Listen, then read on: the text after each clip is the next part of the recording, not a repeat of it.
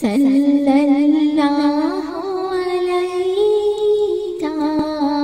या रसूलल्लाह वसल्लम अलैका या हबीबल्लाह। तारीफ जब मैं करती हूँ खैरुल अनाम की,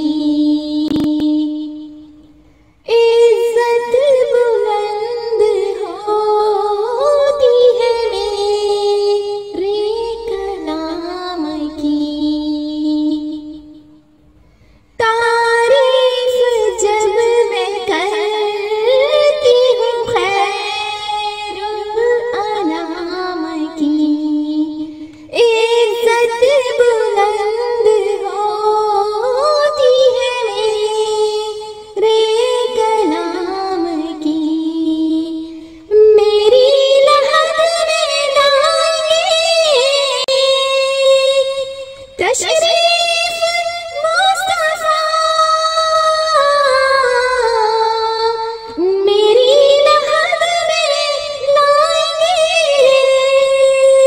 तशरीफ मुस्तफा।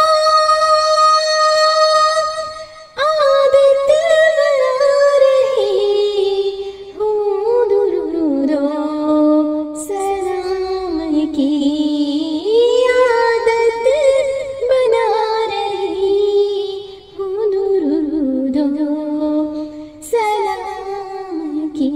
पढ़िए सल्लल्लाहु अलैका या रसूलल्लाह वसल्लम